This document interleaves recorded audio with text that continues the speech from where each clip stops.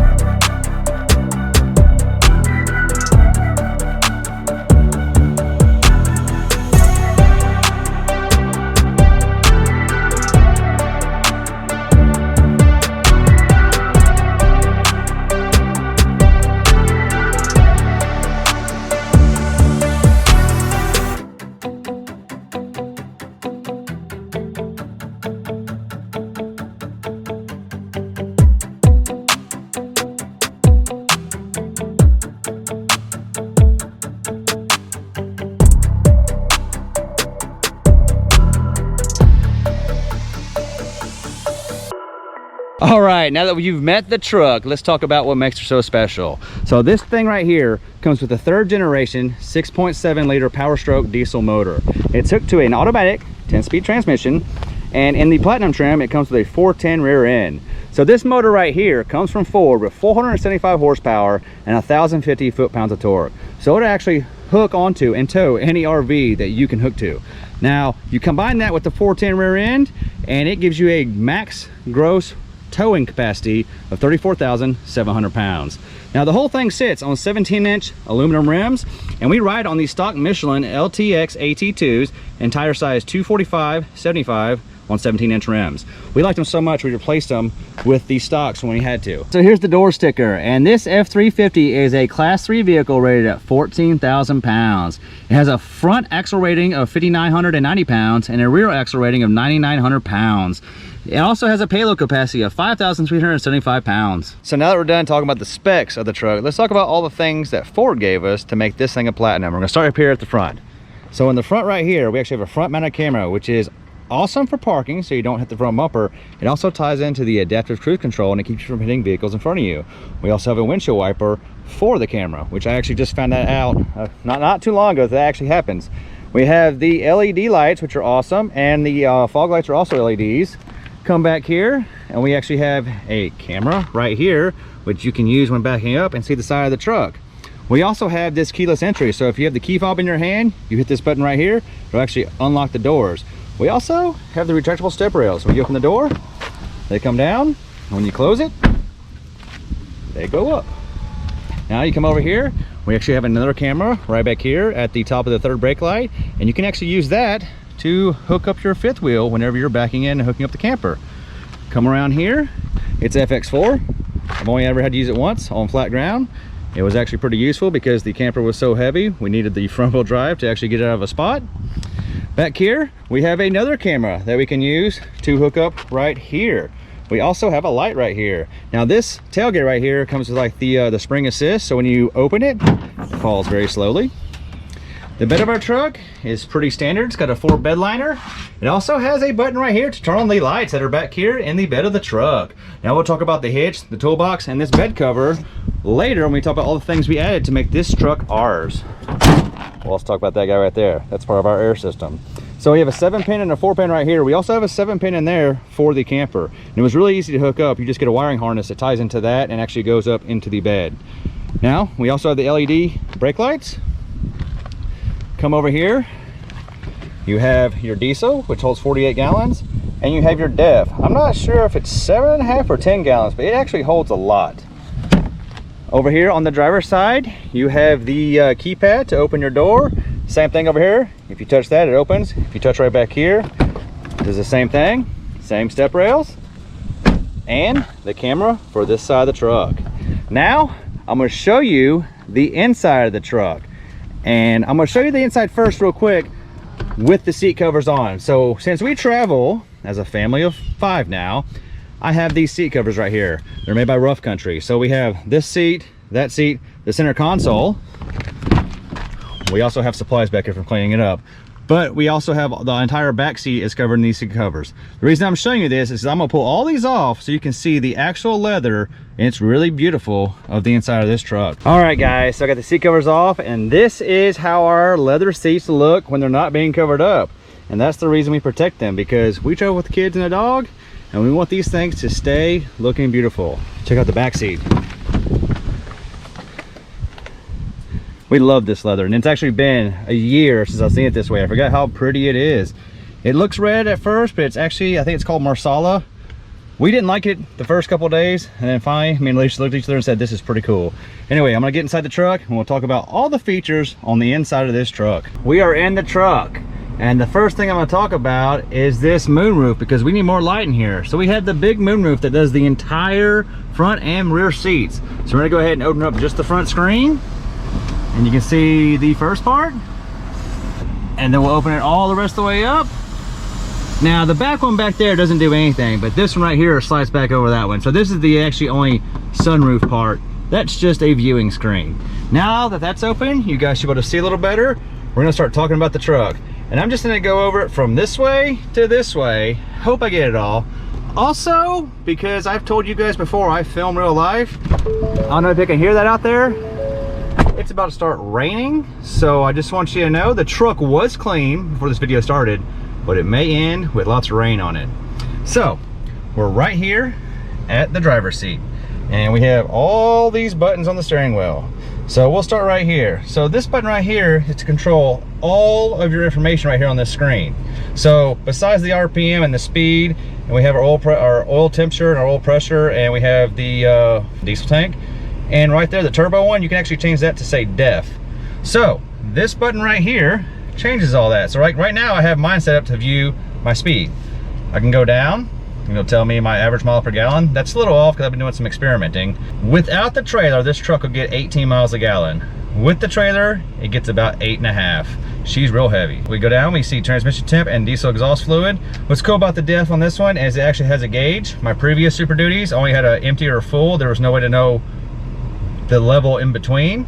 So this is cool because it can tell you where you are, so you can plan. Before, if it went empty, it would not reset until you filled it all the way up. So you were usually stuck carrying an extra container of def around just to get the alarm to go away. Go down one more, our tire pressures. You can see, it looks like I got one that needs a little bit of pressure in it. The outside right rear. I have no trailer hooked up, but that's my trailer status stuff. Also trailer status. This is our trip views. And then that's it on that one. So we'll go to the right, and we have trip 1, trip 2, fuel economy, fuel history, compass, and navigation. We go to the next one, it's truck info. So you have a maintenance monitor. You can control everything as far as the air filter, the oil life, the diesel exhaust fluid gauge, the tire pressure monitoring, basically all the stuff about the truck. You can have the engine information. So ours is actually ran for 1,929 hours, and it was 562 of those hours is idle hours. Wow, it seems like we idle a lot. Transmission is 187 degrees. Let's go to the right. This is our towing. Towing is actually pretty cool. You can actually set up a tire trailer pressure if you want to buy the harness from Ford. It's pretty expensive, but I think it's worth it if you could tie your trailer into the truck. But I think it's like $1,200 just for the wiring harness. You can set up a trailer. You have a connection checklist. That's pretty cool. It makes, you can literally go through and it tells you what kind of trailer you have and how to set it up. It's pretty awesome. You have the towing status. Well, I forgot. You don't have a trailer, so you won't know. It won't show. But it actually does a light check. So you can actually do a light check in the truck and go out and check it out, and it'll tell you if you have a bad light. We have the off-road screen. Don't really use that much because we don't go off-road. And then you have all your settings: pre-collision, cruise control, gauge selection, lane keeping system, all that kind of sort of stuff. Cruise control, rear parking aid. Basically, rear parking aid is that thing that beeps whenever you're backing up.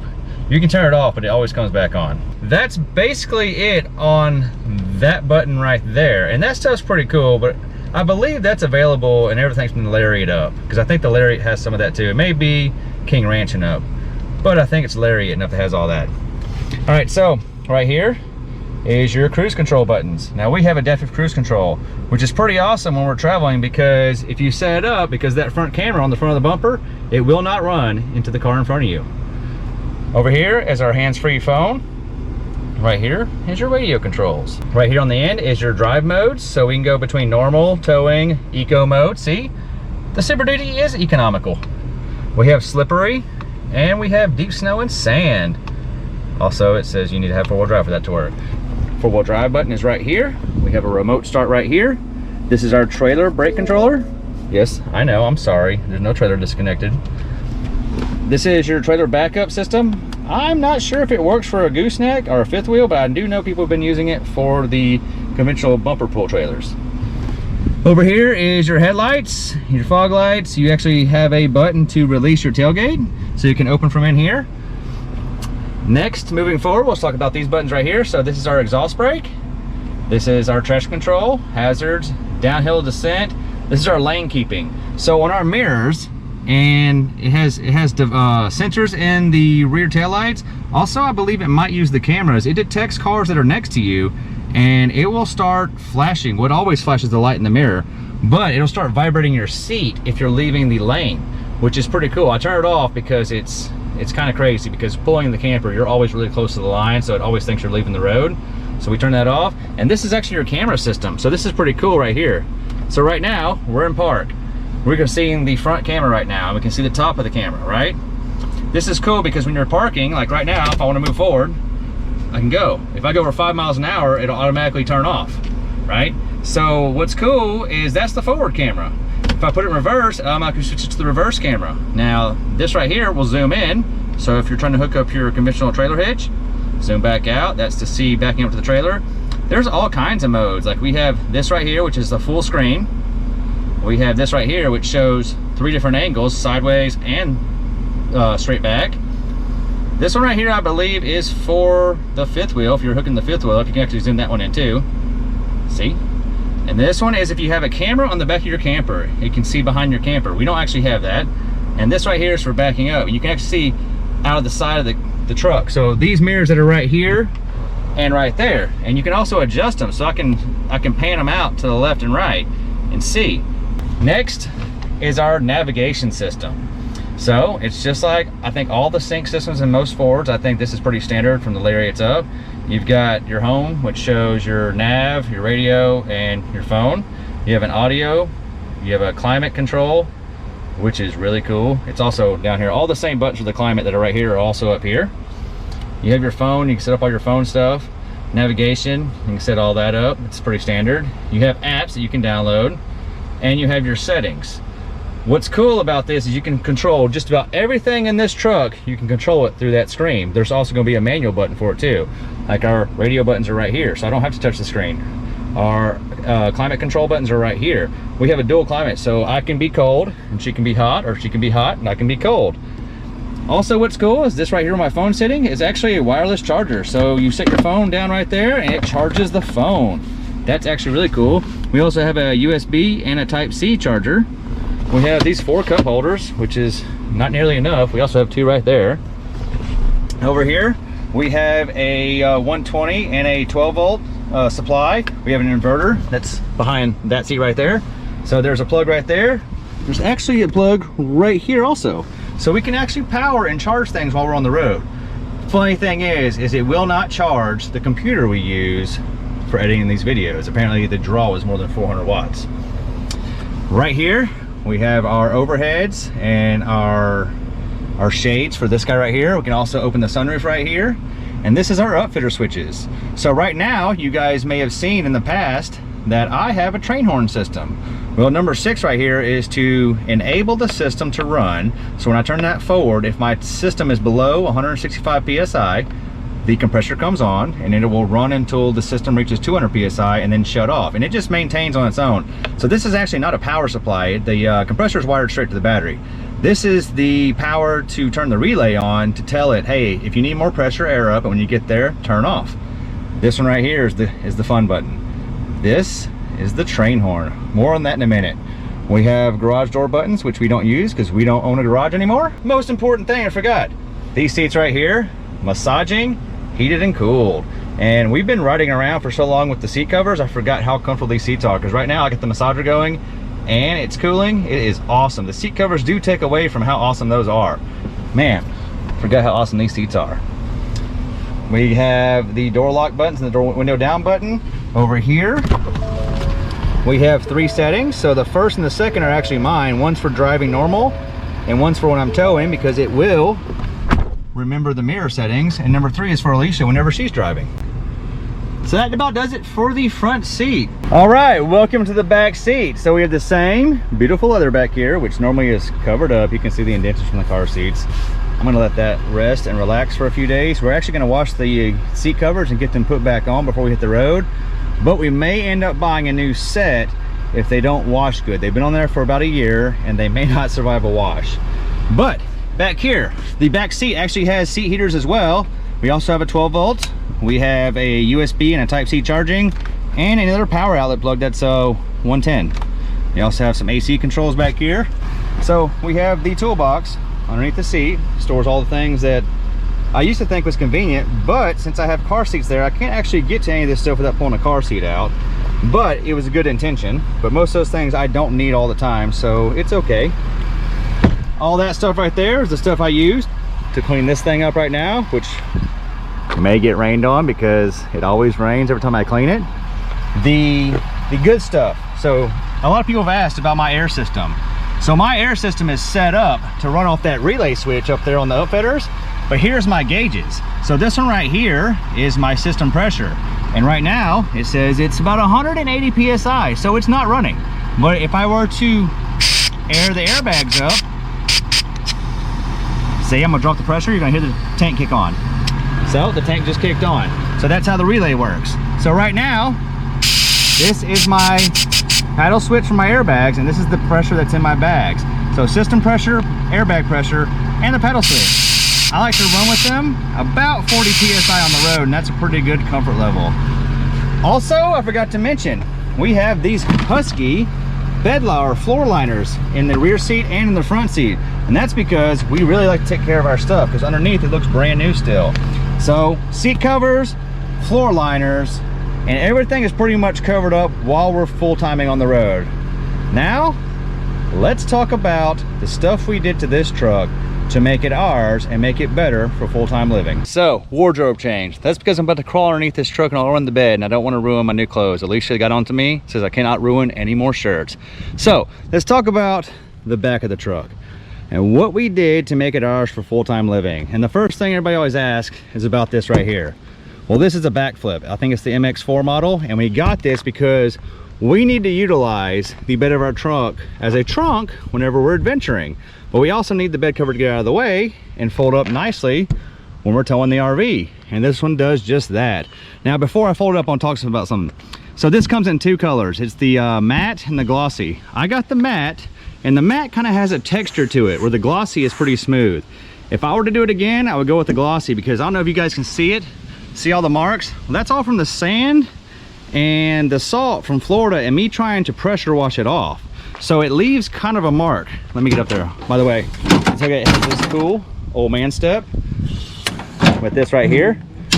I'm not gonna lie, I'm starting to use it more often because I'm starting to feel like I'm old.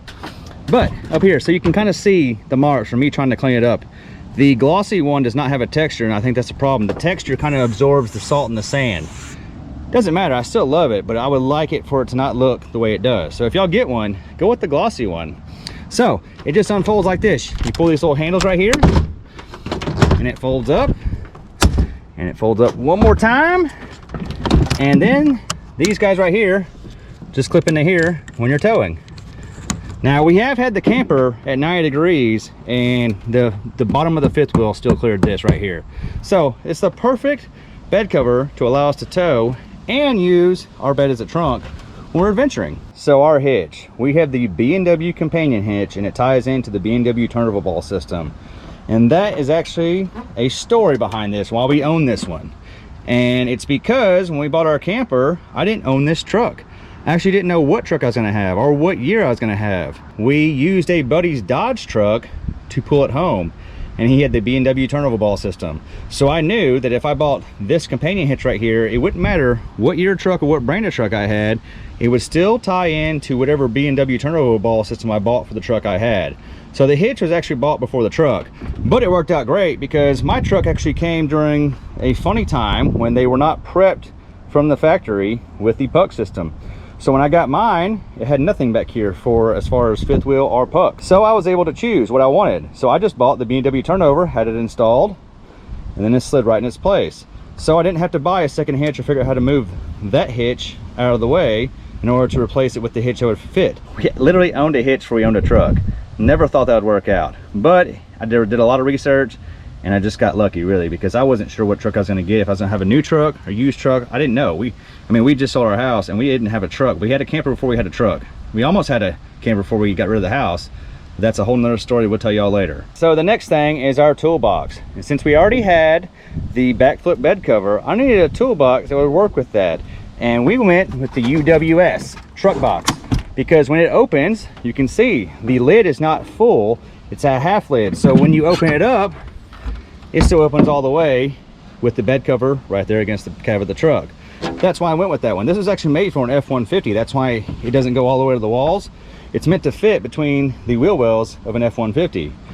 But it works out great because it leaves you room to install the backflip on the corners, and the side places are great places to put firewood when you're traveling. Now this toolbox right here is full of everything I thought I would need to live full-time on the road.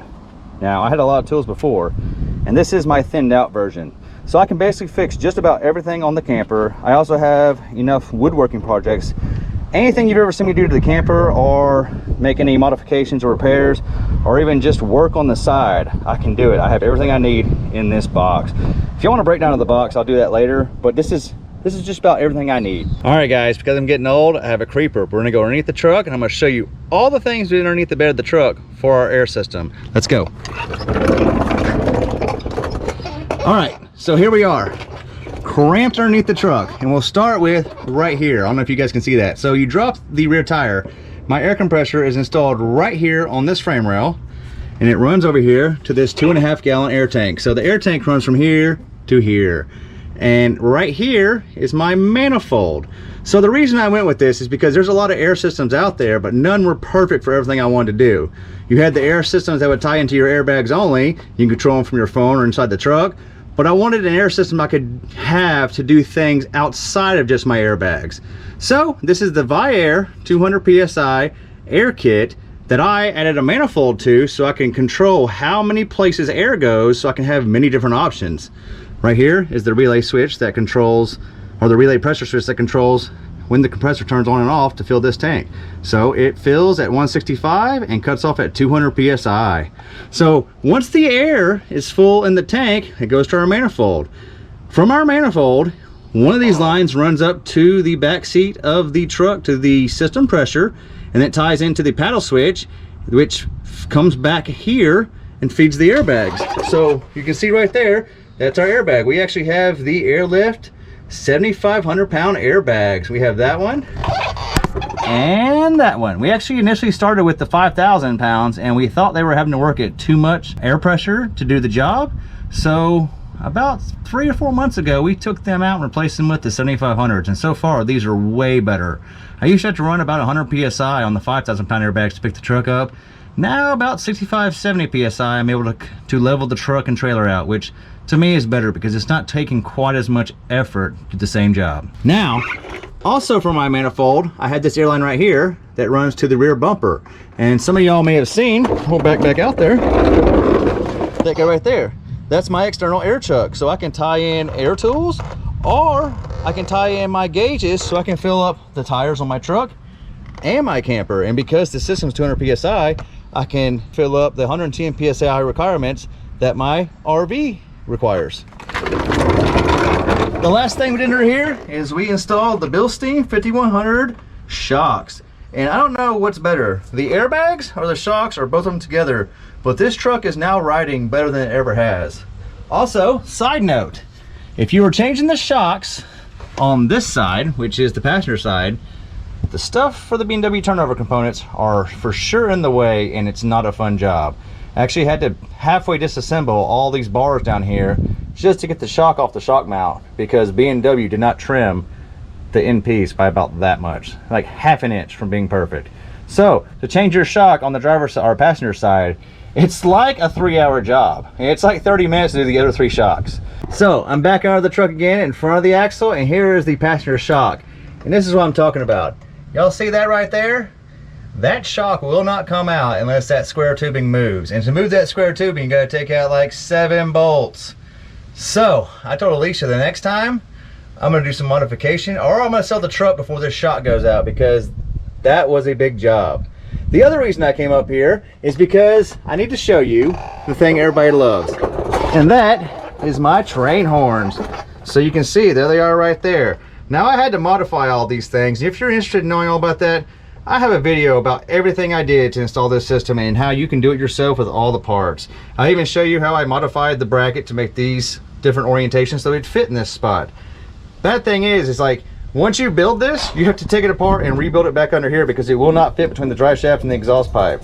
Now this has been up here for going on almost 2 years, and I've never had an issue, and you can see it's still tight and it's never had a problem. But this thing right here is one of the reasons why I had the manifold. Not only did I want to control my airbags, I wanted the ability to just add some train horns, because who doesn't love a train horn? All right, so on the front of the truck, this is for the Ford death wobble that happens on Super Duties. We never actually had it, or we're not sure if we did, but we went ahead and installed the dual shock steering stabilizer kit from Icon. And it was actually pretty easy to install, it only took you about 30 minutes. But it has definitely changed the way the steering feels on the truck, and we love it. I should have put it on from day one. We actually went almost a year without it. But I would definitely recommend trying this out if you want to tighten your steering up. Even with all the electronic and the power steering stuff, it definitely makes a difference in how the truck drives. We also installed the 5100 Bilsteins on the front of the truck, and I gotta say that they are very nice compared to the stock ones. I'm not even sure what the stock ones are. We didn't have the Ranchos. We just had some boring stock black ones, and I don't even know what brand they were, but these are way better. So I'm gonna talk about this one more time. So this right here, so we talked about the manifold that's under there. One line runs up here to this system pressure gauge, ties into this right here, which is our paddle switch, which sends air to this gauge and to the bags. So whatever air comes to here as a system pressure can be diverted to the bags, and it'll read on this gauge right here. It's pretty cool. Now, in the video we made that I'll link, you're not gonna see this because this is my truck. We didn't make the video for my truck. We made the video for a friend's truck, and he requested that that stuff be installed right here. So he actually has his gauges right here, and his paddle switch is right here because he doesn't have the electronic foot pedals. So it worked out great because the paddle switch almost fits perfectly right there, and his gauges are right here, which is pretty cool. Now, I'm gonna do one thing for y'all. I mean, I know y'all have heard it a bunch, and I know y'all are waiting for it, so here it goes.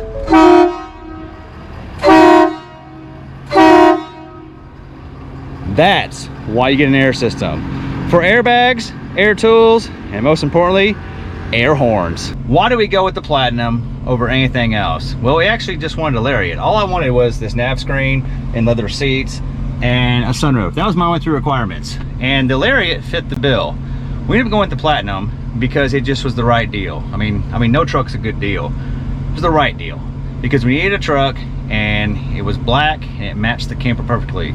We actually wanted the dark shadow gray, but when we brought it home, it didn't quite match the grays. It was a different gray than the other 3 grays, but the black matched really good. Also, trucks are hard to find, so we had to choose between a gray we weren't sold on with all the options, or the Platinum, which was like slightly more expensive, because right now trucks, well, back then trucks were starting to get crazy. They're really crazy right now, but back then they were still sort of affordable, because we've had this for almost 2 years now. We love this truck. We never would have bought a Platinum on purpose, but now that we own one, we love everything about it. I love all the extra features and the amenities. I actually really do love everything about this truck. It's the best truck I've ever owned. And I've always owned Fords. We actually had an F350 before this that we traded in because we knew it could not handle the camper we were gonna buy. I hope you guys enjoyed hanging out with me and seeing all the things that this truck can do, as well as all the things we added. And if you have any questions or comments about what's going on here, hit me up down below and I will answer all of them. Also, I'm going to link everything that I talked about that we added to this truck in the description, as well as all the videos. So if you want to check out the air system or anything else that I link, feel free to check it out. Thanks for hanging out. See y'all later.